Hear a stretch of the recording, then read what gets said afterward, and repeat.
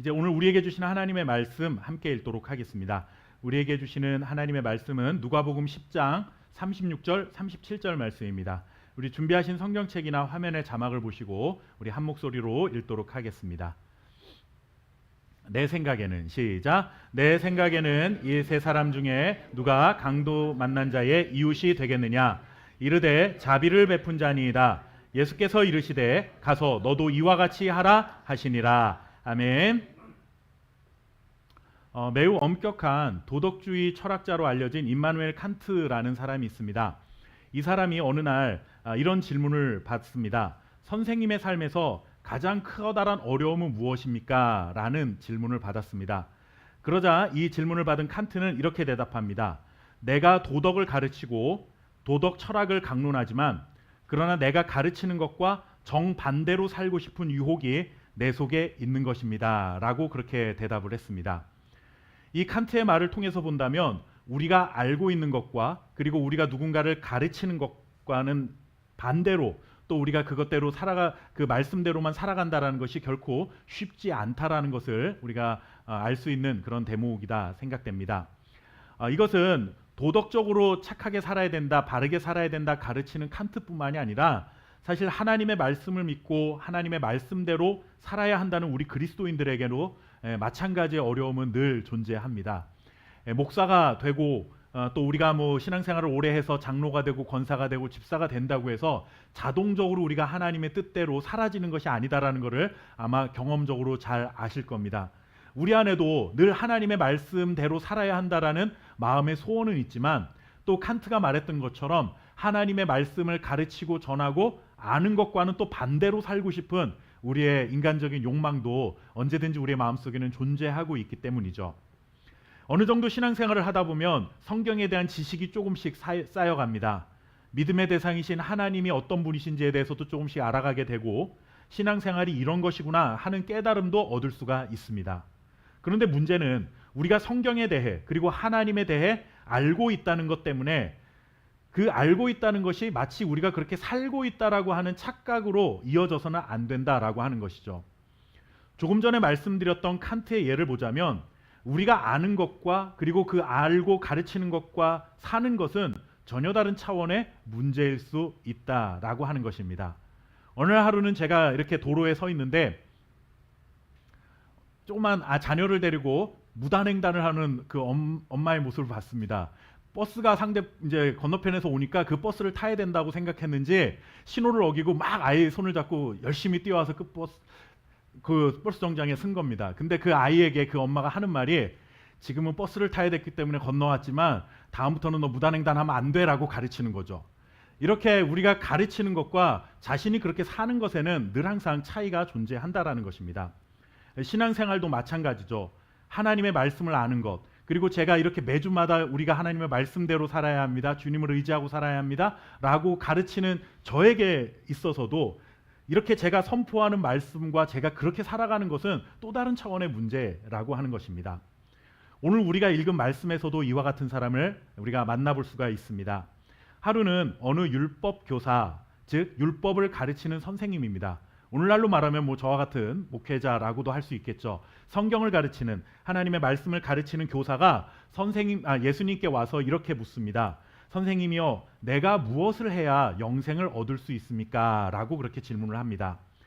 이 질문을 받으신 예수님께서는 언제나 그랬듯이 질문에 대한 답변을 내어놓지 않으시고 다르게 이 문제에 대해서 예수님이 오히려 그 사람에게 반문을 하십니다. 뭐라고 질문하시냐 하면 너는 율법을 가르치는 자인데 그러면 율법에는 뭐라고 기록이 되어 있느냐라고 예수님이 묻습니다. 이렇게 예수님께서 되물으시자 율법 교사는 기다렸다는 듯이 대답을 합니다.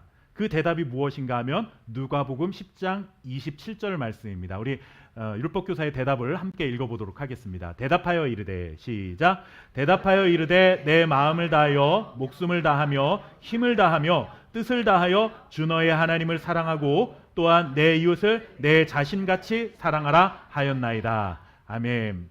정말 정확하게 알고 있었죠. 율법 교사가 율법을 가르치는 자였기 때문에 이렇게 정말 정확하게 대답을 하자 예수님께서도 그의 대답이 옳다라고 말씀해 주셨습니다. 옳다, 내 대답이 정답이다. 그대로 행하면 된다라고 그렇게 말씀을 하시죠. 일반적으로 여러분들 질문을 한다라는 것은 내가 잘 모르기 때문에 상대방에게 답을 구하기 위해서 우리가 질문을 하는 것입니다. 그런데 율법 교사는 자신이 물어놓고 조금의 고민도 없이 예수님께서 반문하시자 그 정답을 확실하게 대답한다라는 것은 사실 이미 그 자신이 했던 그 질문, 영생을 어떻게 하면 얻을 수 있습니까? 라고 하는 이 질문에 대한 대답을 이미 다 알고 있었다라고 하는 것이죠. 그 알고 있는 것을 왜 예수님께 질문했던 것일까요? 그 이유는 이것입니다. 몰라서, 궁금해서, 알기 위해서 질문한 것이 아니라 자신이 알고 있는 것을, 내가 이만큼 알고 있다는 것을 예수님 앞에서 과시하고 싶었던 것입니다. 이미 자신은 영생을 얻을 만한 충분한 조건을 갖춘 자다. 나는 이렇게 잘 알고 있기 때문에 나는 이미 영생을 얻은 자이지 않습니까? 라고 하는 것을 예수님께 인정을 받고 싶었던 것이죠. 그래서 질문을 한 겁니다. 이렇게 첫 번째 질문과 답이 오간 후에 율법 교사는 두 번째 질문을 예수님께 던집니다. 그 두 번째 질문이 무엇인가 하면 누가복음 10장 29절 말씀입니다. 우리 말씀을 같이 한번 읽어볼까요? 그 사람이 자기를 옳게 보이려고 예수께 여짜오되 그러면 내 이웃이 누구니까? 아멘. 첫 번째 질문은 영생을 어떻게 하면 얻습니까? 라고 하는 질문 속에 그가 스스로 답변을 했죠. 하나님을 사랑하고 이웃을 사랑하는 것이다 라고 그렇게 스스로 답변을 해놓고 그렇게 예수님께서 옳다라고 말하니까 두 번째 질문은 뭘 하냐 하면 그러면 우리가 사랑해야 되는 이웃은 누굽니까? 라는 질문을 던집니다. 그런데 이번에는 이 두 번째 질문에 대해서는 성경이 아예 그 사람의 속마음에 대해서 이렇게 설명해 덧붙여주고 있습니다. 뭐라고 했냐면 율법 교사가 자기를 옳게 보이려고. 성경이 왜 이와 같은 말씀을 덧붙여 놓았을까요? 이 사람은 이미 그거의 질문에 대한 답도 알고 있었다라는 것이죠. 알고 있었기 때문에 또 예수님께 확인받고 싶고 자기는 이웃들을 충분히 사랑하고 있는 사람이다라는 것을 인정받고 싶었다라고 하는 것입니다. 결국 자기는 하나님도 잘 사랑하고 이웃들 잘 사랑하고 있기 때문에 얼마든지 영생을 얻을 수 있는 충분한 조건을 갖춘 자 아닙니까? 이것을 예수님으로부터 인정을 받고 싶었던 그런 과시, 칭찬을 듣고 싶었던 마음이 있었던 것입니다. 예수님께서는 그의 그런 시커먼 속을 모를 리가 없었습니다. 그래서 예수님은 그에게 사랑해야 하고 살아가야 될 대상, 이웃들이 누구인지에 대한 한 가지 비유의 말씀을 들려주십니다. 그리고 또한 이 비유의 말씀을 통해 이웃 사랑을 한다고 하는 것이 진정한 의미가 무엇인가에 대한 가르침도 우리에게 전해주고 있습니다. 그 비유의 말씀이 무엇인가 하면 우리가 흔히 선한 사마리아인 비유라고 부르는 말씀입니다. 이야기의 내용은 이렇습니다. 어떤 사람이 예루살렘에서 여리고로 내려가는 길에 강도를 만나서 거의 죽게 되어서 길에 누워 있었습니다. 정말 이제 누군가의 도움이 절실하게 필요한 그런 상황이 된 것이죠. 그런데 처음 누가 지나가냐 하면 제사장이 그 옆을 지나갑니다. 그런데 강도 만난 자를 보고는 멀찌감치 아무런 조치도 취하지 않은 채 그가 도망가 버리고 맙니다. 그 다음에 누가 지나가냐면 레위인이 지나갑니다. 레위인도 역시 그 제사장 직분을 맡고 있는 사람들이죠. 그 옆을 지나갑니다. 그런데 그 역시도 조금 전 제사장과 같은 똑같은 반응을 보이며 아무런 조치를 취하지 않고 그 사람 곁을 지나쳐 버리고 맙니다. 세 번째, 어떤 사람이 그 사람 옆을 지나가냐면 사마리아 사람이었습니다. 이 사마리아 사람이 강도 만난 자의 옆을 지나게 되는데 사마리아 사람은 그 사람의 상처를 치유해주고 자신이 타고 있던 짐승에 그 사람을 태워서 주막으로 데리고 와서 돌보아 주었습니다. 그리고 나서는 주막 주인에게 부탁을 합니다. 내가 떠난 이후에라도 이 사람이 필요한 것이 있으면 얼마든지 도와주어라. 나중에 내가 돌아오는 길에 들었던 비용들에 대해서 내가 지불하겠다라고 하고 이 비유가 맞춰지게 됩니다. 그리고 이 비유를 말씀하신 후에 마지막에 예수님께서 율법 교사에게 질문을 하십니다. 이 세 사람 중에 누가 강도 만난 자의 이웃이냐라는 질문을 하십니다. 그러자 율법 교사는 이렇게 얘기하죠. 자비를 베푼 사람입니다 라고 말을 합니다. 왜 자비를 베푼 사람이라고 말을 했냐 하면 자비를 베푼 사람이 누구입니까? 사마리아인이었습니다. 사마리아인은 유대인들이 굉장히 무시했던 사람들이죠. 자신들의 이웃이라고 생각하지 않았던 사람입니다. 그렇기 때문에 그의 입에 자존심이 상해서 차마 사마리아인입니다 라는 말을 하지 못하고 그냥 자비를 베푼 사람입니다 라고 하는 말로 대답을 같이 하죠. 그러자 예수님께서는 마지막 말씀을 하십니다. 그러면 너도 이와 같이 해라. 여러분들, 예수님의 이 비유의 말씀을 통해 우리는 두 가지 중요한 사실을 깨닫게 됩니다. 첫째는 무엇인가 하면 누가 우리의 이웃인가 하는 문제를 우리가 교훈받게 되고, 또 한 가지는 진정한 이웃사랑이 무엇인가 하는 부분에 대해서 우리가 말씀을 깨닫게 됩니다. 먼저 나의 이웃은 누구신가 하는 이 이웃의 범위를 우리가 어디까지로 정해야 하는지에 대한 문제를 한번 생각해 보겠습니다. 당시 유대인들은 자신들의 동족인 유대인들만 이웃으로 생각했습니다. 민족적인 한계를 뛰어넘지 못했던 것이죠. 그러니까 우리의 조상은 아브라함입니다라고 말할 수 있는 사람들만 이웃으로 생각했다라는 겁니다. 하나님께서 택하신 백성은 우리뿐이다 라는 이러한 철저한 민족주의에 사로잡혀 있었기 때문에 그들은 동족인 유대인들만 자신의 이웃이다라고 생각한 것입니다.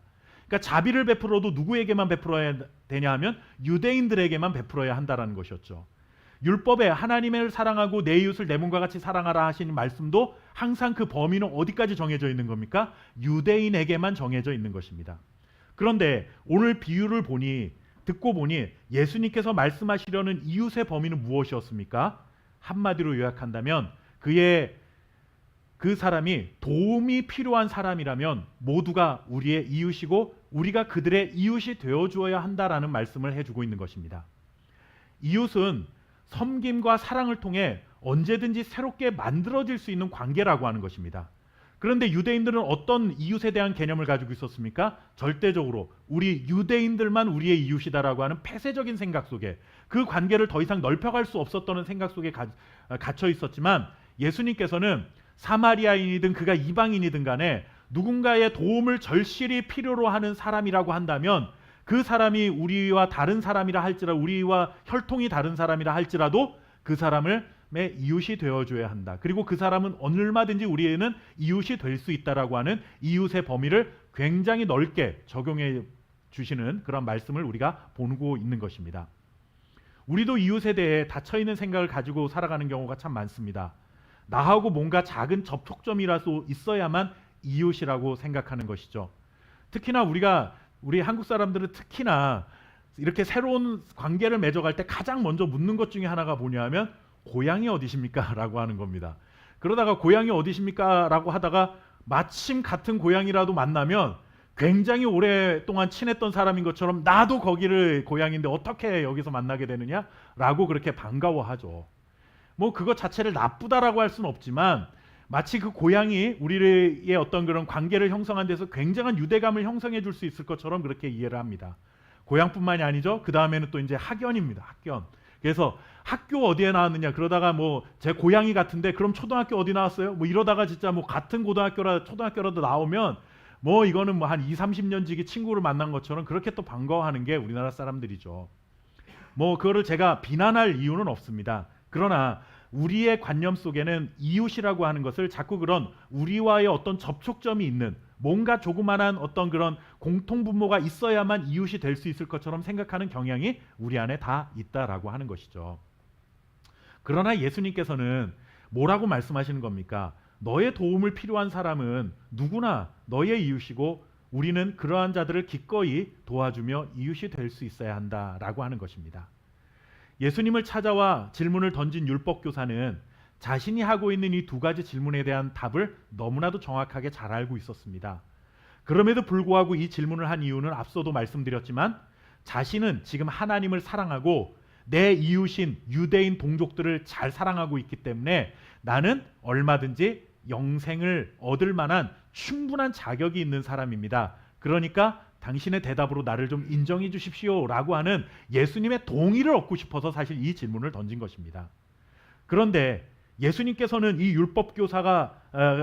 율법교사가 충분히 그러한 말씀을 잘 알고 있었고 그와 같은 이웃의 범위 안에서 충분히 사랑을 하고 있는 사람으로 보이지 않았다라고 하는 것이죠. 너는 이웃사랑에 대해서 너무나 잘 알고 있어. 지식적으로는 알고 있어. 그런데 너가 말하는 이웃은 그 이웃의 범위를 넘어서야 하고 너가 말하는 이웃 사랑에 대해서도 진정으로 모르고 있는 것 같구나. 이것을 알려줄게 라고 말씀하시며 이 비유의 말씀을 해주신 것입니다. 예수님은 율법교사가 가지고 있는 그 이웃의 범위를 유대인을 넘어서 도움을 필요로 하는 모든 사람으로 확장시켜주고 있는 것입니다. 비유를 통해 우리가 알아야 될 또 한 가지 교훈의 말씀 무엇인가 하면, 그렇다면 진정한 이웃사랑이 무엇입니까? 라고 하는 것입니다. 물론 율법교사는 그럼 이웃사랑이 과연 무엇입니까? 라고 그렇게 묻지는 않았습니다만, 오늘 예수님의 대답 속에서는, 이 비유의 말씀 속에서는 우리가 이웃을 사랑하고 살아간다라는 삶의 어떠한 삶인가를 보여주고 있는 그러한 흔적들이 많이 남아 있습니다. 율법교사는 영생을 얻는 길은 하나님을 사랑하고 이웃을 사랑하는 것이다 라는 진리를 알고 있었고, 그 말씀을 스스로 잘 수행하는 사람이라고 그러게 자부하고 있었던 사람이었습니다. 그런데 예수님의 비유의 마지막에 예수님께서 뭐라고 말씀하시면서 끝났습니까? 너도 그와 같이 하라라는 말씀이었습니다. 너도 그와 같이 하라는 말씀에는 전제가 깔려 있죠. 너가 알고는 있는데 지금 그렇게 행하지 않고 있다라는 말씀을 예수님께서 하신 겁니다. 예수님이 판단하시기에는 율법교사가 행하는 사랑은 제대로 된 이웃사랑, 하나님이 말씀하신 이웃사랑의 수준에까지 미치지 못하고 있다는 것을 예수님이 알고 계셨다라고 하는 것이죠. 물론 예수님이 율법교사에게 직접 너는 이웃을 사랑하고 있지 않아 이런 식으로 막 부정적으로 말씀하시지는 않았습니다. 그러나 이 전체적인 말씀의 흐름상 예수님의 말씀은 너는 이웃이 누구인지 아직도 제대로 모르고 있고, 그리고 이웃사랑을 제대로 실천하고 있지 못한 것이다 라고 말씀하시면서 정말로 영생에 이르는 그런 어떤 하나님 사랑과 이웃사랑을 지키는 자로 살아가기 위해서는 이와 같은 삶을 살아야 한다라고 말씀을 해 주신 것이죠. 율법교사는 율법을 잘 알고 있었지만 알고 있는 것과 실제의 삶과는 동떨어져 있었던 것입니다. 그렇다면 여러분들, 진정한 이웃사랑이란 무엇일까요? 오늘 우리는 비유에 등장한 이 강도 만난 자를 도와준 이 선한 사마리아인의 모습을 통해서 세 가지 정도를 발견해 볼 수가 있습니다. 그 첫째는 무엇인가 하면 자신의 마음을 열고 상대방과 교감할 수 있어야 한다라고 하는 것입니다. 여러분들, 사랑의 첫 단계는 무엇보다도 자신의 마음을 여는 것으로부터 시작이 됩니다. 사랑은 상대방에게 내 마음을 열고 다가서는 것으로부터 시작됩니다. 그래야만 상대방과 교감할 수가 있는 것이죠. 오늘 이 비유에 나오는 사마리아인을 보십시오. 어떻게 상대방에게 다가서고 있는지 누가복음 10장 33절 말씀 같이 한번 읽어보도록 하겠습니다. 어떤 사마리아, 시작. 어떤 사마리아 여행하는 중 거기 이르러 그를 보고 불쌍히 여겨라는 마음이나, 여러분들 여기 보면 그를 보고 불쌍히 여겼다라는 말씀이 나오죠. 어려움에 처한 환경, 누군가의 도움이 절대적으로 필요한 상황에 처한 사람을 불쌍히 여길 수 있는 마음이 우리에게 있어야 한다는 것입니다. 그것이 바로 사랑의 첫 단계라고 하는 것이죠. 사마리아인 옆에 그 앞서 지나갔던 제사장과 레위인은 정말 신앙이 좋은 사람들로 인정받던 사람들입니다. 당시에 제사장, 레위인 하면 야, 최고로 신앙이 좋은 사람들이야, 하나님의 말씀에 대해서도 가장 잘 아는 사람들이야 라고 자타가 공인하는 그런 종교인들이었습니다.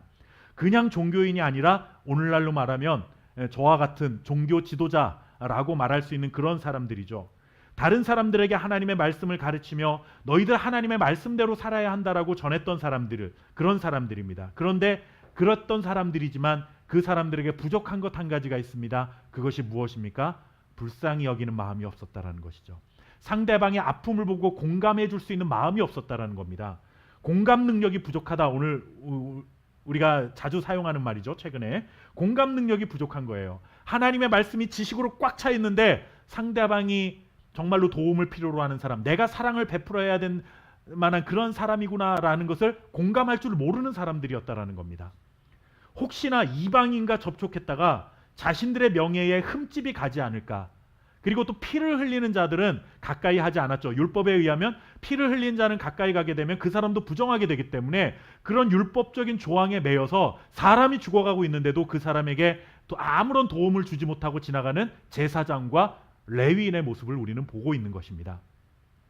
이웃을 사랑하라, 하나님께서 구약 율법에도 말씀하셨잖아요. 내 이웃을 내 몸과 같이 사랑하라는 말씀 속에는 아무리 피 흘리는 자를 내가 만져서 부정한 게 된다 할지라도 그 사람이 내가 지금 도와주지 않으면 생명을 잃을 위기에 처한다면 내가 부정하게 되는 것을 감수하고서라도 그 사람에게 도와줘야 된다라는 더 큰 범위가 사실 이웃사랑의 개념 속에 있는데, 그 범위는 잃어버린 채 조그마한 율법 조항에 그들은 매여서 그것이 자신을 부끄럽게 만들까봐, 혹시 내가 부정하게 되었다가 사람들로부터 어떤 지탄을 받게 될까봐 이런 명예만 생각하면서 그들의 아픔을 아무것도 공감하지 못하는 자로 살고 있었다라고 하는 것입니다. 정말 사랑이 필요한 사람에게 한 발짝도 다가서지 못하는 비겁한 종교인에 불과합니다. 그러나 여러분, 사마리아인은 달랐습니다.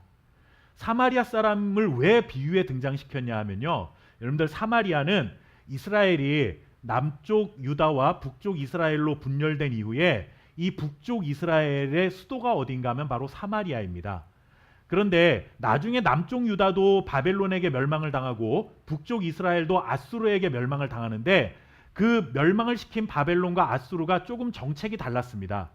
바벨론 사람들은 포로로 삼아가면서도 자신들의 선진 문화를 그들에게 가르쳐가지고 포로들을 자신들의 민족처럼 끌어들이려고 하는 그런 유화 정책을 쓴 반면에, 아수르는 완전히 짓밟아서 없애버리려고 했던 그런 정책을 사용했습니다. 그러다 보면 자연히 사마리아 사람들이, 사마리아에 살고 있던 북이스라엘 사람들은 아수르의 그 어떤 그런 짓밟힘 속에서 점점 혼혈이 발생하는 이런 일들이 생겨나게 된 것이죠. 그러다 보니까 같은 이스라엘 사람이지만 남쪽 유다 사람들이 보기에는 우리는 그래도 포로 생활을 했지만 우리의 혈통을 지켰지만 너희는 혈통을 지키지 못한 이방인들과 똑같다라고 그렇게 생각을 한 겁니다. 그러니까 이 사마리아 사람들은 혼혈이라는 선입견 때문에 유대인들에게 사람 취급을 받지 못했던, 이방인들과 똑같은 취급을 받던 그런 사람이었다라고 하는 것이죠. 굉장히 무시당했던 사람입니다. 그런데도 불구하고 이 사람이 그 강도 만난 자를 도울 수 있었던 것은 무엇입니까? 제사장과 레위인에 비해서는 하나님의 말씀에 대한 지식이 부족했을지 모르지만, 신앙의 열심은 부족할지 모르지만, 어려움에 처한 사람을 불쌍히 여기고 다가갈 수 있는 열린 마음을 가지고 있었다라고 하는 것입니다. 어려운 처지를 공감할 수 있는 공감 능력이 있었던 사람이었다라고 하는 것이죠. 우리가 참된 그리스도인이라고 한다면 여러분들, 우리가 가지고 있는 성경에 대한 지식과 선입견을 먼저 내려놓을 수 있어야 합니다. 우리도 우리의 이웃을 자꾸 어느 범주 안으로 가둬놓으려고 하냐면, 같이 예수님 믿는 사람, 더 좁힌다면 우리 교회를 다니고 있는 이 사람, 물론 가장 가까이서 우리가 신앙생활하고 있는 우리 교회 형제자매들, 그리고 조금 더 넓혀서 다른 교회를 다닌다 하더라도 같은 하나님을 믿는 성도들에게 우리가 어떤 섬김과 사랑을 베푸는 것까지는 좋은데, 마치 그것이 우리가 가지고 있는 이웃의 범위라고 한다면 우리도 잘못되었다라고 하는 것이죠. 어려움이 처한 자라고 한다면 그가 교회를 다닌 사람이건 불교를 다닌 사람이건 천주교를 다닌 사람이건 일단은 그 사람의 생명을 살려놓고 보아야 한다라는 것입니다. 우리가 알고 있는 하나님에 대한 지식보다 더 중요한 것은 한 영혼에 대한 생명이라고 하는 것이죠. 저 사람은 나와 상관도 없는 사람이고 내가 끼어드는 것은 괜한 오지랖 부리는 것이니 하는 이런 마음을 내려놓고, 정말로 내 옆에서 도움을 절실하게 필요로 하는 자들이 있다면 그 사람에게 다가가 우리가 사랑으로 섬길 수 있는, 이웃이 되어줄 수 있는 자가 되어야 한다. 예수님의 이 비유의 말씀 속에는 바로 그와 같은 뜻이 담겨 있다는 것입니다. 진정한 이웃사랑의 두 번째는 무엇인가 하면 상대방의 필요를 채워주는 것입니다. 누가복음 10장 34절 말씀 같이 한번 읽어보도록 하겠습니다. 가까이 가서, 시작. 가까이 가서 기름과 포도주를 그 상처에 붓고 싸매고 자기 짐승에 태워 주막으로 데리고 가서 돌보아 주니라. 아멘. 강도 만난 자에게, 그 사람에게 가장 그 순간 필요했던 게 뭘까요? 일단 상처를 치유해야 되잖아요. 상처를 싸매어 줘야 됩니다. 상처 입은 자에게 가장 필요한 것은 상처를 치료해 주는 겁니다. 그런데 우리 그리스도인들은 자꾸 상처를 치유하는 것도 중요하지만 하나님 믿는 게 더 중요하다라고 말하고 싶은 우리의 마음이 있다라는 거예요. 배가 고파가지고 지금 죽게 된 사람에게는 일단 빵을 줘야 되지 않겠습니까? 먹는 것이 전부가 아니라 하나님의 말씀이 우리에게 중요하다고, 지금 며칠을 굶고 다 죽어가고 있는 사람한테 복음을 전하는 것이 우선이 아니라 일단은 살려놓고 봐야 그 사람에게 복음이 들어가지 않겠습니까? 그런데 우리는 자꾸 이 우선순위만을, 언제나 하나님 먼저 그 나라와 그의 일을 구하라고 했다고 해서 자꾸 이런 우선순위를 우리가 바꿔보려고 하지만, 먼저 그 나라와 그의 일을 구하는 것 성경 말씀이 맞지만 그것보다 더 상위에 있는 것은 뭐냐 하면 상위에 있는 법, 우리가 법에도 여러분들 무슨 법 이렇게 이 법이 이렇게 말하고 있지만 그것을 포괄하고 있는 더 큰 법이 있으면 그 법에 의해서 다시 판결을 내리는 거죠. 마찬가지입니다. 먼저 그 나라와 그의 의를 구하고 먹는 것보다 하나님의 말씀이 소중한 건 맞지만 그것보다 더 큰 범주에 하나님의 말씀이 있습니다. 무엇입니까? 이웃을 사랑하라는 것입니다. 생명을 살려놓고 보라는 것이죠. 이 사람의 상처가 지금 깊어서 당장 치료를 하지 않으면 죽게 되었는데 그 사람에게 치료하는 것을 제쳐두고 성경 말씀을 펴들고 자 요한복음 3장 16절을 보면 이런 말씀을 하는 것이 그 사람에게 과연 지금 어떤 의미가 있겠느냐라는 것입니다. 여러분들, 내가 하고 싶은 것을 상대방에 막 하는 것이 사랑이 아니라 상대방의 필요를 채워주는 게 사랑입니다. 자녀가 아프면 여러분들 제일 먼저 하는 거는 치료를 받도록 해줘야 되죠. 아니면은 얼마나 아프니 묻고 많이 아프고 엄마가 해줄 수 없으면 지금 당장 집에서 뭔가 치료가 안 된다면 병원에 데려가거나 약국에 데려가는 게 우선이죠. 어제 엄마 말 안 듣더니 잘 됐다. 그 말부터 하는 엄마가 세상에 어디 있겠습니까? 사랑은 그 사람의 필요를 먼저 채워주는 겁니다. 그 사람이 아프면 먼저 회복되기를 기다려주는 거죠. 그런데 우리는 도움을 필요로 하는 그의 필요보다는 내 생각과 내 판단대로 사랑을 베푸는 것을 단 줄 압니다. 그 사람은 죽어가거나 말거나 내가 하고 싶은 사랑을 베푸는 것으로 다 끝나버리려고 하는 이런 잘못된 사랑을 우리가 하고 있는 겁니다. 진정한 사랑은 상대방의 필요가 무엇인지를 먼저 살필 수 있는 사람이고 그의 필요를 채워주는 것으로부터 시작된다는 것을 꼭 기억해 두시기를 바라겠습니다. 세 번째, 진정한 이웃사랑이란 책임을 질 줄 아는 사람이 되어야 한다라는 것입니다. 우리 누가복음 10장 35절 말씀 같이 한번 읽어볼까요? 그 이튿날 시작. 그 이튿날 그가 주막 주인에게 데나리온 둘을 주며 이르되 이 사람을 돌보아 주라. 비용이 더 들면 내가 돌아올 때에 갚으리라 하였으니. 아멘.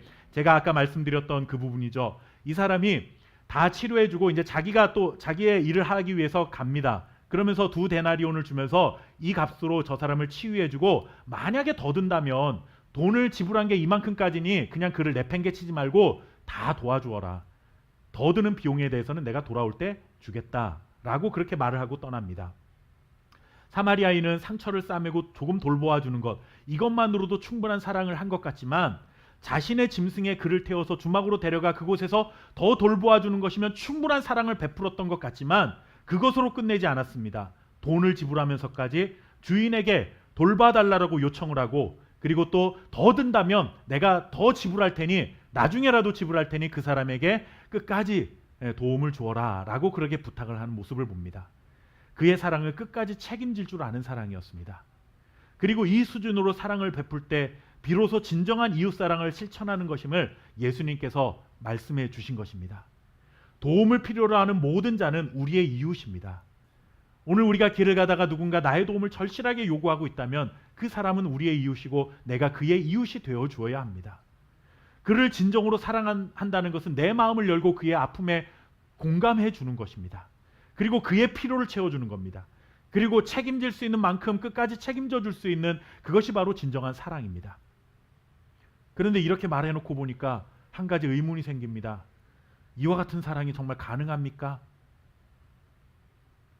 설교를 준비하면 저의 마음속에도 솔직한 마음으로 야, 어떻게 이렇게까지 내가 공감해주고 그 사람의 지금 당장의 필요를 채워주는 것까지는 그랬다 치더라도 그 사람을 내가 언제까지 책임져야 되느냐라고 하는 부분에 있어서는 정말 이런 사랑이 가능할까라는 생각이 듭니다.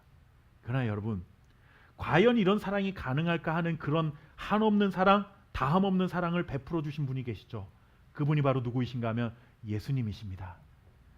그리고 이 말도 안 되는 사랑을 받은 사람이 누구입니까? 바로 오늘 예수님께 예배하고 있는 저와 여러분이 그 말도 안 되는 사랑을 받은 사랑의 수혜자라고 하는 사실입니다. 비유에 등장하고 있는 이 선한 사마리아의 모습에서 우리는 누구를 보게 됩니까? 바로 예수님의 모습을 보게 되는 것입니다.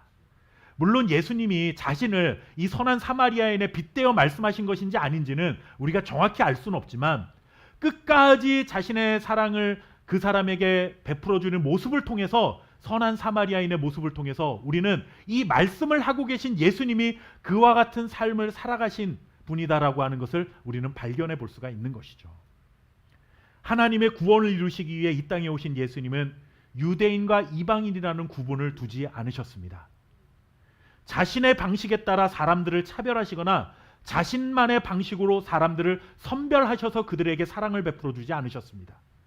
누구든지 예수님께 나아오는 자에게는 그가 자비를 베푸는 것에 대해서 주저하지 않으셨습니다. 외면하지 않으셨습니다. 이방인이라도, 이방인의 종이라 할지라도 남자건 여자건 할 것 없이 예수님의 도움을 필요로 하는 자들에게는 예수님께서는 언제나 자비의 손길을 내어주셨습니다. 죄로 인해 우리가 하나님 편으로 한 발자국도 가까이 할 수 없었을 때에 예수님께서 우리에게 찾아오셨고, 그리고 구원의 손길을 우리에게 뻗어주신 것입니다. 그리고 우리의 상처를 싸매어 주셨습니다. 죄로 인해 망가질 대로 망가져버린 우리의 마음을 주님이 어루만져 주셨고 회복시켜 주셨습니다. 그리고 우리의 영적인 필요들에 민감하게 반응하셨고 우리에게 한없는 은혜와 평강을 계속해서 지금도 부어주시고 계신 것입니다. 우리의 삶을 끝까지 책임지시며 내가 너희가 하나님의 나라에 들어가는 그 순간까지라도 나는 영원히 너희를 끝까지 붙들고 함께하겠다 말씀해 주셨습니다.